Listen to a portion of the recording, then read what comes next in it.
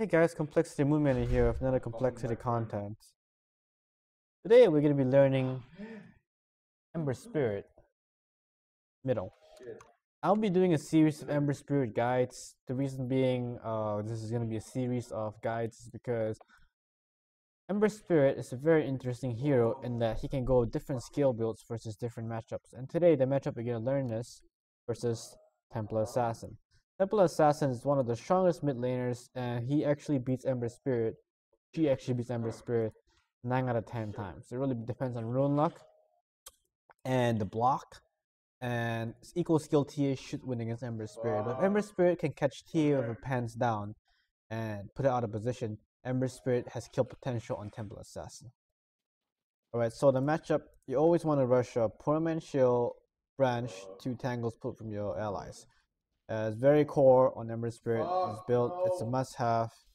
And the first wave, you always shove the lane in Flame Guard because you can't be able to contest. It's going to take too much damage, and you're not going to out CS TA with a ton of attack damage. Look, he has 78 and I have 62. He has 16 more auto attack damage than me, and he has full armor. So like he's going to out CS me if he wants to. So you don't want to be in that position. You always want to shove the lane because the second you try to CS versus TA, like if you just like try to lane versus TA, he's just gonna sidebait the crap out of you. I already got sidebait at once, and here comes the second sidebait. I get sidebait a second time, and I'm like, oh my goodness, those things hurt. It really hurts because you know it's pure damage. In case you didn't know that, sidebait's a pure damage. So yep. So he's gonna shove the lane because he doesn't have basic lane control mechanics, but that's okay. It kind of works on his favor because I end up missing 2 CS. And once again, I think you're supposed to just try your best to not get sidebladed. Like I'm trying to pull the creeps away from him, stuff like that. He pulls it back. It's like I got sidebladed again. This whole matchup is just like avoid getting sidebladed and CS as much as you can. So I'm 4 CS. He's 2 and 1. The creep is coming to him. So even if he hits all these 3, he's gonna be 6 and 1. He's kind of winning lane in CS too, but that's just TA. You know, you can't really stop her from winning mid unless you like Viper or Razor. Those are the anti-TA heroes mid. But luckily for you, you can outplay a TA, kinda, and score a kill when she's out of position. Like now she has good lane positioning and she just gets all the C. She's 8 and 1, I'm 7 and 0. So she's winning in CS. She goes for the top rune, but it was taken by my Zeus, so that's a little bit of the game factor coming into play. So it like favors me, like my teammate that's camping the rune for me is really nice. So she's gonna go bottom and take the rune, but blue took it, so he runs back middle. By then I already shoved the lane, so really unlucky for TA and stuff like that. So as you see, every single wave I'm doing, I see she's out of position. She's denying a creep she shouldn't be, so I punish her a lot for it. And yeah, she's not gonna die or anything, but she takes a lot of damage from it. And I got my bottle from spamming every wave out with my third spell. I think I used it like 3 times, and every time I use it I got like 3 CS, so it's very important you keep your flame guard up as much as you can versus TA. And now that all my previous damage done, I see a kill opening here because I knew he's out of regen, and because of all the damage I did before, he's out of position, I just killed her right there.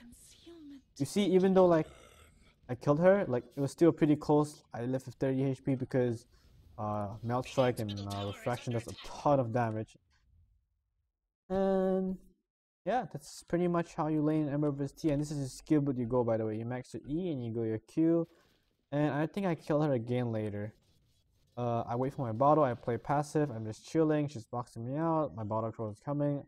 I take my bottle from my courier, I take run of the top rune, I take the top rune, I find a haste, and haste is really big, she doesn't know I'm here, so I kill her again because she's out of position.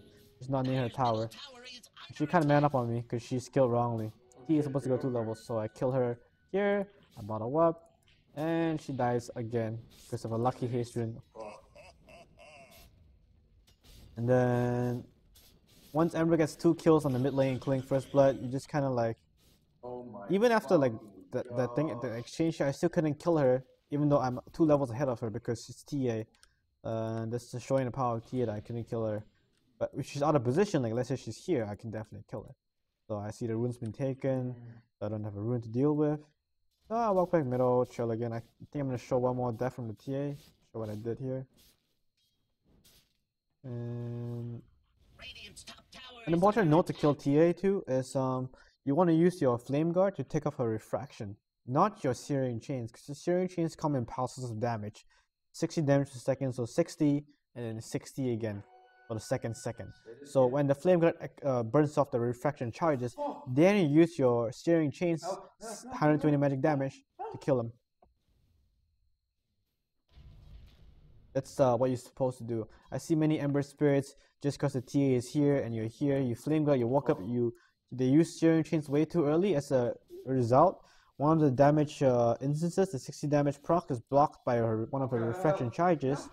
So it ends up like them dying and TA living with like 2 HP. And like for example, the first blood, I lived with like 30 health. That could have been, I could have died with 30, I could have died and she could have lived with 30 health. Like you see, just because of my just because I used Searing Chains to after refraction was burnt, after I saw refraction was burnt off, and I killed it 3 times in the span of 6 minutes and 55 seconds. This has been a complexity content of MoonMeander. Hope you guys enjoyed and hope you guys crush TAs of Ember Spirit. I'll see you later.